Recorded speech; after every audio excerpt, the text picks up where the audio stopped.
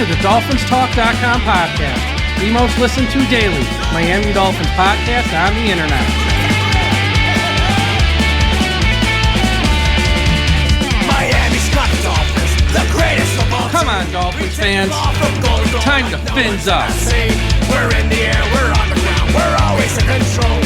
And when you say Miami, you're talking Super Bowl. Cause we're the Miami Dolphins, Miami Dolphins, Miami Dolphins number one. Miami Dolphins, Miami Dolphins, Miami Dolphins number one.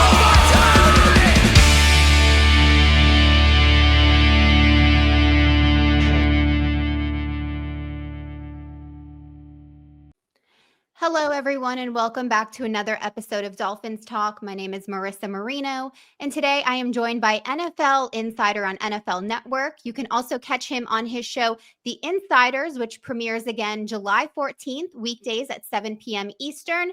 The very talented and knowledgeable Tom Pelissero. Tom, how are you doing today?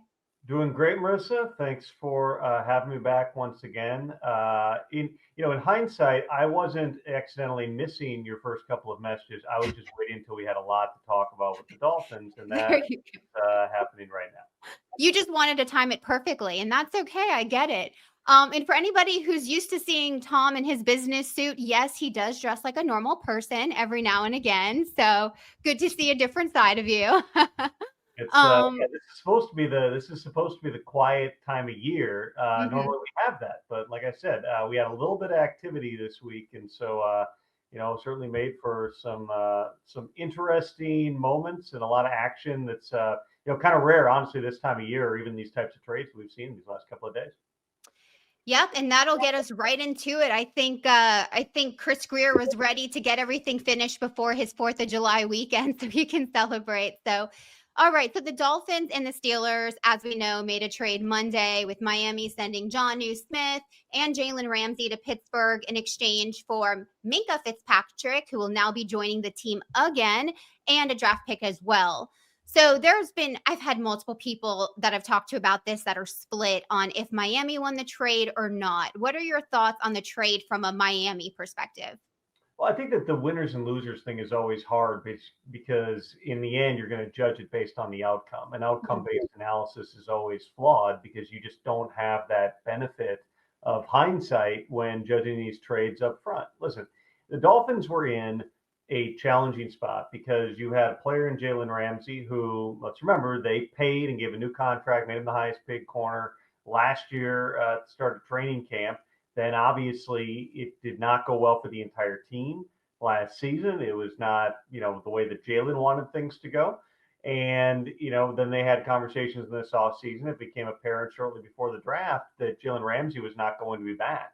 And so in a lot of these cases, somebody who is Jalen Ramsey's age, he's not old, but he's 30, at this point. He's certainly not a ascending player, and he's due a ton of money. A lot of times those guys can become negative assets. In other words, you're going to have to give something away in order to move the contract. The Dolphins really didn't have to do that. They paid a grand total of $3 million, which was 1.5 this year, 1.5 next year. They decided to pay it all up front, which is where the raise comes from for Jalen Ramsey going to Pittsburgh. With Jonnu Smith, kind of the same deal. He's not the youngest player at this point. He wanted a significant type of a raise. The Dolphins really weren't going to be able, or did not feel like it made sense for them to go there. And so these were all kind of separate conversations that were taking place simultaneously. But in the past couple of weeks, it was really zeroed in on, is there a scenario where Jalen Ramsey and Jonnu Smith can be traded to Pittsburgh? Part of the hangup was whether or not Jalen Ramsey necessarily wanted to go to Pittsburgh. He's never played in a cold weather climate. Was that going to be high up on his list? There was a lot of belief within the league that he wanted to go back to LA. Well, the Rams just didn't have the money. Jalen had no reason to take a pay cut when he's guaranteed money. The Chargers, it doesn't sound like really ever made, a significant type of a push for him. And so, Jalen wanted a fresh start. He wanted to get all his money. He accomplished that in Pittsburgh. Jonnu gets a bump. It's probably not as significant as it's kind of been stated publicly at this point, but he gets more money to go to Pittsburgh. And with Minkah Fitzpatrick, this is a fascinating one because it feels like yesterday in some regards that this trade was happening the other way and Minkah was being traded early in the season to Pittsburgh. This is not, and what I would caution Dolphins fans on is this is not the same Minka Fitzpatrick from early in his career. If you look at his numbers over the past 2 seasons, they've been down. He is also, not as young as he used to be. It's not to say that he can't be a valuable piece of this Dolphins defense here, but if you're expecting this to be 24-year-old Minka Fitzpatrick, you might end up being disappointed. He's going to be good in terms of the culture of that building. He's obviously got a ton of experience. He is an upgrade at the safety position, and it helped the numbers work in terms of this trade too, because Minka's due 15 and a half this year. If you're taking on like Pittsburgh did, $26 million of Jalen Ramsey, something had to give there. Part of that was Minka Fitzpatrick, and then obviously the Dolphins get an upgrade on the draft pick as well. It takes me a while to explain that trade because if you think back, Marissa, in recent NFL history, it's a really short list of trades that involve 3 players. The last one that jumps to mind for me is the Russell Wilson trade, which was Wilson to, going to Denver for a couple of high draft picks on top of Drew Lock and Noah Fant, and there was a defensive lineman in the deal too. But you can't remember that many deals, much less ones that happened on June 30th. It's really unique. This did play out over a period of time, which is part of why the timing was unusual here. But for the Dolphins, this was as much unloading, in the case of Jalen Ramsey, from their perspective, a negative asset, a player that they were ready to move on from, that didn't want to be there, and being able to, they feel like, get a higher draft pick, a 5th rounder, and then also get a guy, Minka Fitzpatrick, who they think is going to be good for the direction they want this team to go. Yeah, it is a lot of moving pieces. And I will say you have seen all over Dolphins social media fans pulling back out their jerseys that kept held on to the Minka Fitzpatrick one. Some of them did not hold on, but they're pulling them back out. So, we shall see what he brings to this defense this year. But another thing that has happened also now, which another big drop, is Darren Waller. Coming out of retirement, he claimed losing passion for the sport, his actual health for being the reason. But then recently I saw an interview with Gruden where he said the only way he would come out of retirement would be to play for Frank Smith. So with all of that being said, how do you envision Waller fitting into Mike McDaniel's offense, and what impact do you think he'll have this season on this team? Well, let's start, Marissa, by going back to why Darren Waller walked away in the first place. He gets traded from the Raiders to the Giants for a 3rd-round pick. I talked to him in camp that year. He seemed excited, but it was a mess of injuries, and he was around people that he didn't know as well. Everything's different. Culture's different, scheme's different, all those things. If you look at it, he had over 50 catches. It's not like he was invisible on that team, but it would have been a couple of really injury plague type of seasons. And so he had a lot on his mind. It was pretty apparent early last offseason he was going to walk away. He ended up doing so in June.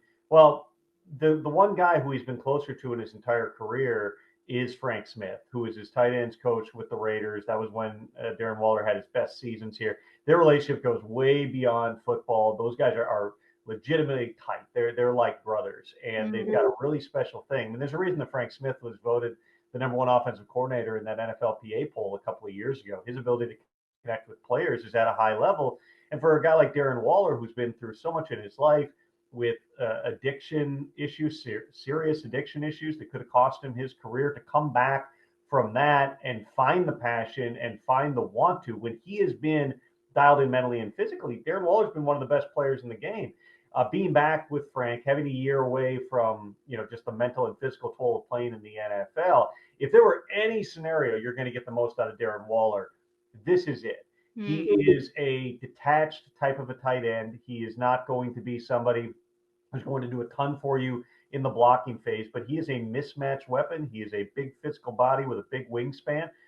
He turns 33 in September. Again, this is one of those, I don't know that you can sit there and say we're going to get 27-year-old Darren Waller again, but maybe, with that time off, you catch him at exactly the right time, and he's in exactly the right scenario. Those conversations were going on last week as well. This was not something that just came out of the blue after the Jonnu Smith trade. My understanding is Darren Waller went to the Giants last week and told the Giants, like, listen, I want to play again, but I only want to do it in Miami. And to the Giants' credit, they worked with Darren Waller. They worked with Waller's agent, Drew Rosenhaus, allowed him to negotiate a new contract with the Dolphins. And then we're able to work out a trade on what I would consider to be very reasonable terms, which is a sixth-round pick in exchange for Waller and a conditional seventh that'll have to do with how much he plays and what happens through the course of this season here. It's a low-risk flyer for Miami. It's a free pick for New York because this guy was retired before, so they get something out of the deal. But for Miami, if you catch this at the right time, he is a really good fit for what Mike McDaniel likes to do in terms of detaching the tight end, creating mismatches when you've got the speed with Tyreek and Jalen Waddle on the outside. Now, instead of running a slot receiver out there, if you put Darren Waller inside of those mismatches, it impacts how defenses are going to play you. It gives you another outlet. It maybe opens up the field a little bit coming off a season in which the vertical passing offense was really not there for them. They became more of a ball control type of a team. Maybe the threat of a big body like Waller is able to open up some of those deep shots again. See, this is why you're the man to talk to, because as fans, we can only speculate. So it's great to know all the details behind that. So there have also been reports in Miami is interested in adding a veteran cornerback like Rasul Douglas or Asante Samuel Jr. Have you heard anything recently on Miami bringing in a veteran cornerback at all? They have had talks. I've heard Rasul Douglas's name kicked around for a couple of months. I mean, he's clearly one of the most experienced guys, productive players out there on the market. He's going to be, it's not going to be probably on the cheapest contract, but it's not going to be super expensive either. So you certainly could see where that would potentially make sense. With Asante Samuel Jr., the only reason that, he was one of the top corners available in free agency, but he's coming off of a significant neck injury. That's why he hasn't signed at this point. He's going to need medical clearance. The team's going to have to get comfortable. There's some decisions that are going to have to be made if he is in fact cleared. Again, he was one of the top 5 corners in free agency this year. That's going to be medical decisions, though, as much as anything. He's not just waiting for the biggest paycheck. He's also waiting to find a team that's willing to pay him and take on the risk, whatever exists, in terms of that injury that he's coming off of. Fair enough. And when the Dolphins hear the word injury, we get a little nervous. So, But okay, so moving on, there has been a lot of talk about Miami. They're trying to fix their culture this offseason. Raheem Mostert, we actually talked about this recently when we had Emmanuel Acho on. He had a tweet taking a shot at the Dolphins leadership the other day, just how they treat Pro Bowlers. And as someone who covers the league, when you talk to players and executives, what is their perception, or what can you tell us about their perception of the Dolphins? And is it as bad as Mostert is making it out to be? I think that, and I like Raheem, and we've had him on the Insiders before. I understand where he's coming from, where he did a series of probably sub-market type of deals through the course of his career. A big part of that was he had microfracture surgery early on, and there just wasn't a big marketplace to go out and pay a guy like that, $10 to $12 million. And so I know he was frustrated with his role last season. He felt like he should have gotten the ball more. The reality was they had other guys like A-Chain that they thought were simply going to be better weapons for them. And so Mostert's role kind of went away. He scored 1 billion touchdowns a couple of years ago. We all know what Raheem Mostert can do, but he's on the other side of age 30 at this point. I get where he'd feel like, he did not get everything out of his career that he would have liked to, particularly in Miami. But again, there's ancillary factors that come to that. I think that the question within the league when it comes to the Dolphins is just, what is the big picture plan here?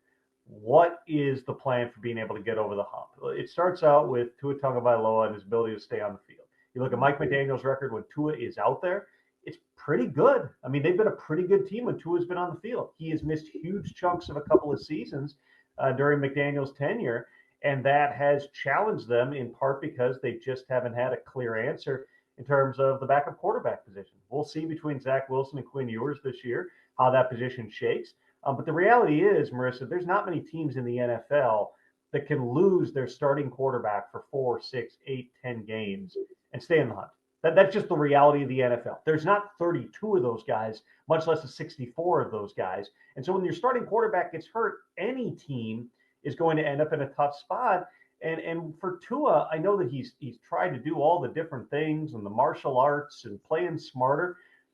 There's just, there's been a history there going all the way back to college, which was not at that time, concussions, it was, the hip injury, and he had tightrope surgery on his ankle. He's not the biggest guy, and he's missed a lot of time through his career. But when he's been out there, he's been highly effective. You look at him statistically, you look at his efficiency numbers, they're really good, and they've got weapons around him. So you get that part of it. It then comes down to, okay, you've had a series of, not this year, but a series of defensive coordinator changes since McDaniel got there. You've had questions in terms of, retaining your young core. Last year, they were in an unfortunate position where both their top pass rushers were out, Jalen Phillips and Bradley Chubb. I mean, that's a tough deal. That's tough to overcome too. But it goes back to, what is the big picture plan? Are you playing as if in a division where you've got the Bills, and then, we'll see how things go with the Jets and the Patriots and a new regime. But let's start with the Bills, who are the perennial champions. How are you trying to beat them? Are you trying to beat them this year? Are you trying to beat them for the future? Why'd you pay Tyreek and Jalen Ramsey last August, and then you move on from Jalen, and we'll see how things play out this season with Tyreek? Those are the types of questions that are asked here. You're kind of walking that window of, are we trying to win now? Are we trying to build? Every team ideally would like to do both. The injuries, I can't overstate. It's not an excuse for us. It's just the reality of it. And the Dolphins doubled down on Tua Tagovailoa by giving him that contract, even though they knew, there is a risk factor there, regardless of doctors telling him that he was at no more risk to suffer a concussion or, significant impact from a concussion than anybody else. Just the simple facts are he has missed a substantial amount of time. If that happens again this season, then the Dolphins are probably not going to be a playoff team. If he's healthy, they will have a chance. It's just, what's the ceiling on that team, given kind of the roster churn that they've gone through here over the past several years? Yeah, and there's so much in what you just shared, and I do have a couple questions about that. If something happened with Tua this year, we've seen the team cycle through multiple quarterbacks. This offseason, we know they brought in Zach Wilson, they drafted Quinn Ewers. What are your thoughts on Wilson in Miami? And do you think Miami should have added someone with more proven experience? Because if maybe we had that on the roster last year, it could have shaped out a little bit differently. I think that there was certainly a belief that they were going to add a veteran quarterback and maybe pay more at that position. And arguably they got one in Zach Wilson, albeit a guy who's been inconsistent in his career. We've also seen really good Zach Wilson in quick blips. We know that the talent is there. He's just not been able to put it together. I can't think of a much better place for Zach Wilson to go than being with Mike McDaniel, back in the type of offense that he was drafted to play under Mike LaFleur with the Jets, and being in a positive type of an environment. I think that that's going to help Zach, but he's got a lot of steps that he's going to have to take here. With Quinn, he's kind of the opposite, where the physical traits may be lacking. That's why he ended up being a big reason. He ended up being a 7th round pick, but he produced, he won. If you look at what Texas did, he was part of turning around that program with Steve Sarkisian. He's one of only a couple of quarterbacks, I believe, along with Joe Burrow, who beat Nick Saban at Alabama. I mean, he produced at a high level. He dealt with injuries last season. He had no oblique. He wasn't throwing the football normally. There's a lot of different reasons here. That's going to be an interesting backup quarterback battle. But in a couple of years ago, remember, they brought in Mike White, and they ended up cutting Mike White last year. So it's not as if, the magic of, all right, that guy has played, let's bring in the experienced guy. It's, do you want to pay, look at the going rate for like Daniel Jones, who was granted in a competitive situation. The Dolphins tried to get Daniel Jones last year before the Vikings signed him. He ended up getting $18 million to compete with the Colts. The Dolphins, realistically, no team's going to pay $18 million for a backup quarterback, unless you're the Falcons and you got Kirk Cousins right now making a whole lot more than that. You're not going to intentionally commit that much money to the backup quarterback position. There's just a scarcity.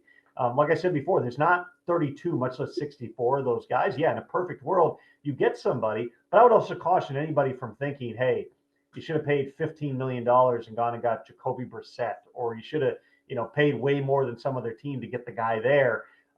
Every quarterback knew Miami's a place where if you want to play, you're going to have a chance, because just if you're going off history, Tua might miss some time here. Obviously, the numbers didn't work out. They ended up with a guy in Zach Wilson who the floor is lower, but the ceiling is higher. Let's see him versus Quinn Ewers, who is probably the opposite, high floor, low ceiling. Let's see how those guys duke it out in training camp. And there's always more possibilities here, Marissa, too, as the preseason plays out, in terms of, do other guys suddenly become available, and or do the Dolphins look around at the end of the preseason, Kind of like when they were looking at a Skylar Thompson, Mike White battle last year and saying, okay, is there somebody else out there who can come in and help us? Fair enough. And talking about the money specifically part, they went ahead last, excuse me, last season and gave Tyreek Hill more money. Didn't necessarily have to happen, but it did. He's coming off of his worst season and he's made so many headlines, as you know. And at the end of last season, he expressed some serious displeasure with how last season went. If Miami was looking to move him at the trade deadline, if their season got off to a slow start, do you believe there would be a pretty robust market for Tyreek? It's going to depend how things go on and off the field for Tyreek in the months to come. I know Chris Greer made a comment back. I can't remember if that was January or February, but he was or March. He was asked about, would you trade Tyreek? And he said, well, somebody wants to give me a couple of ones. He's saying that's somewhat facetious. It's not going to be. Nobody would think it's going to be 2 ones, but you would still hope that a Tyreek Hill at this stage in his career could fetch something along the lines like what Devontae Adams did last year, which was a third rounder. That's probably what you're looking at here. If you're the Dolphins and you do have some level of pressure on you to win right now, give a third round pick and trading Tyreek for that back in February or March, it would not have made a whole lot of sense. They would have had to get blown away. And from everything I've understood, Mike McDaniel wants to see this thing through. He knows how important Tyreek is.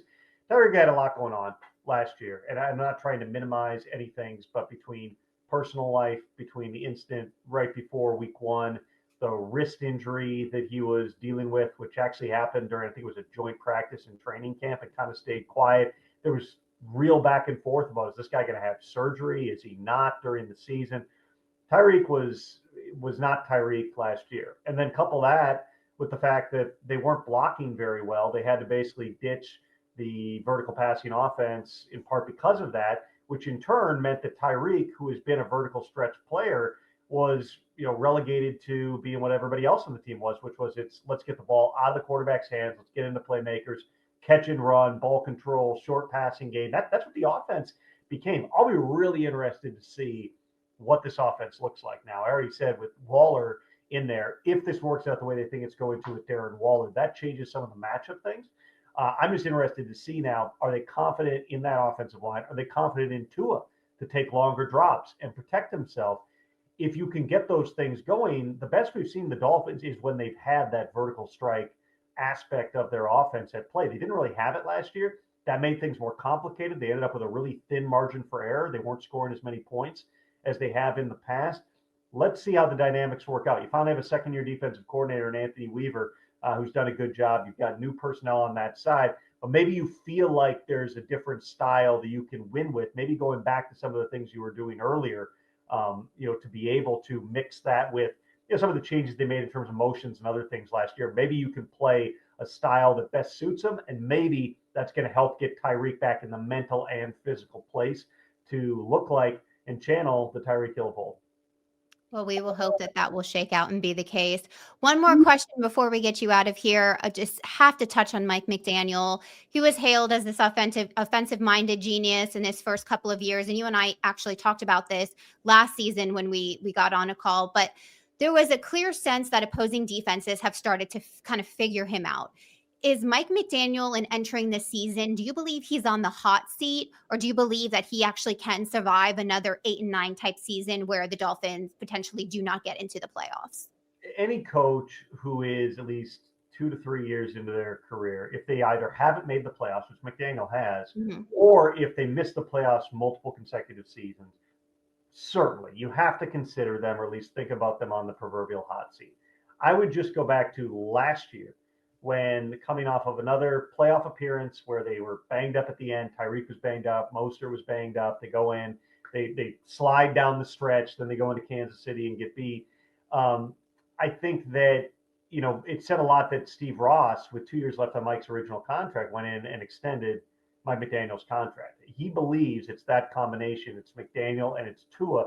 That's what can bring them forward.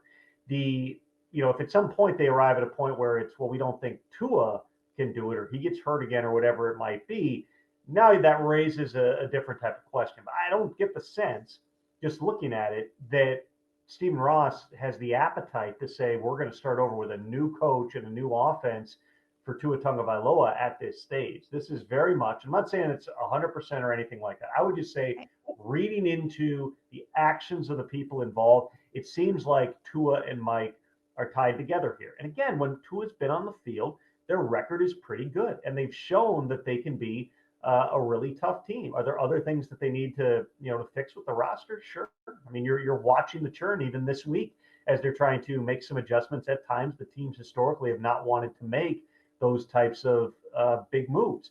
I think it's all going to be results based in terms of, I mean, if they go 7-10 or something, it's going to be, it's going to be hard. But this is a process oriented organization too. It's not going to be strictly wins and losses. If it were, maybe they never get rid of Brian Flores. They didn't like the process. They didn't like how Brian Flores was changing the culture of the building. That was their decision. And they decided Mike McDaniel, who's very different from Flores' personality, would help turn things around. The results have been very, very similar. The biggest question is, if Tua can put it together, if he can stay healthy, does this team have the higher ceiling in terms of competing for Super Bowls, which of course is the standard in the organization of Don Shula? If they realize that they're just not going to get there, then you have to, you have to look into, all right, what is the root cause of the problem? And there's no positions you can make a bigger sea change than the quarterback and the head coach. I would say on Mike's behalf here, in terms of people figuring him out, if you really go in and you watch the tape, which I don't dig into tape, I just talk to the people in the league who do. And what they say is that offense last year did make significant changes in terms of stripping away, some of the motions that they were doing, adjusting, again, playing a different style of offense here. They are adaptable. They've shown it's not just one thing and the magic's gone. It's also, you're playing Snoop Huntley, who got there 2 weeks before, and you're changing your style of play. Guys are banged up. You're starting quarterbacks out. I think you have to take it into totality. And I certainly, listen, I see all the replies when I'm posting, these trades and stuff on Instagram and Twitter. And I know, I can tell how frustrated Dolphins fans are. And I get it. It's been a long time since they've won a playoff game. It's been a long time since they felt like they've got a team that can compete for a Super Bowl. And maybe this team can't. Maybe we get into November, December, and it's the same old thing, and they're 500, and it just doesn't look all that great. Or maybe they stay healthy, and Devon Achane takes a big step forward, and Jalen Wright gets himself going. And some of those young guys they've got a wide receiver and tight end step up into bigger roles to supplant the guys and supplement the guys like Tyreek and Waddle and Waller if it works out. Maybe the offensive line improves. Maybe Jalen Phillips, who hasn't played basically in 2 years, maybe he comes back and looks really good on the field. We haven't seen Bradley Chubb since a few weeks after they traded for him. We haven't seen him play. Maybe those two guys come back and they look great, and then you couple that with some of the other young players, and suddenly you've got a really fearsome type of pass rush. And maybe Minka Fitzpatrick is a really good influence on that building, where it had become apparent that Jalen Ramsey was not a great fit for what the Dolphins were wanting to do, and Jalen didn't really want to be a part of what Miami was doing going forward. I mean, Marissa, you can look at this glass half full, glass empty. I'm sure you'll be doing that nonstop on the podcast until the regular season starts. We'll find out in September. I think that at times it can be good when you're the team that nobody is talking about. Nobody out there is saying, let's watch the Dolphins this year. Nobody is saying maybe the Dolphins are the team that can knock off the Bills in the AFC East. The expectations, I'm sure, in the building, knowing Mike, he's got those guys thinking at a high level. Outside the building, nationally, there are expectations on the Miami Dolphins. That sometimes can be beneficial here. Let's see if they can come in, sneak up on some people. Tua can stay on the field. Tyreek can look like the old Tyreek, and that gains some confidence, gets the snowball rolling down the hill, and those young guys come along for the ride and have some breakthroughs. Well, my goal is that when the Insiders premieres July 14th, again, weekday, 7 p.m. Eastern, you can catch Tom Pelissero, that in season, we are both, I'm hearing you talk about the Dolphins nonstop, because they've taken all these what ifs and they've turned them into, this is actually what we're doing as a football team. That would be ideal for me. So we'll see how that pans out. In the meantime, I just want to say thank you so much. Everyone, if you're not doing so already, make sure you follow Tom Pelissero. You can follow him on Twitter at Tom Pelissero. Again, you can also catch him on NFL Network Again, Insiders, July 14th, weekdays, 7 p.m. Eastern. I know my dad personally doesn't miss an episode. So thank you so much for your time. It means a lot. And hopefully you get to enjoy the next couple weeks and are taking a break. Who knows? I'm not sure if Chris has anything else up his sleeve, but it's July 2nd. I'm optimistic. At least we'll cruise through this weekend.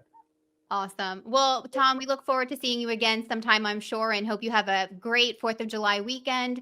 And for everybody else out there, please be safe this weekend. And Dolphins Nation, fins up. Hey everyone, Mike here from DolphinsTalk.com. Real quick, I just want to give a thank you for watching this video. Please be sure to smash that like button and subscribe to our channel. Also, just want to say thank you for all the support you provide us here at DolphinsTalk.com and have over the many years. We thank you, thank you, thank you. It's much appreciated. Without you, there would be no us. I know there are so many other podcast options out there these days, whether it's true crime, the NBA, Major League Baseball, news, politics, and of course, other Miami Dolphins podcasts as well. We really do appreciate you taking a few minutes out of your day, each and every day, to watch our stuff here at DolphinsTalk.com. Also, if you like this show and want more content from us, please be sure to sign up for Dolphins Talk Extra. Go to patreon.com/DolphinsTalk.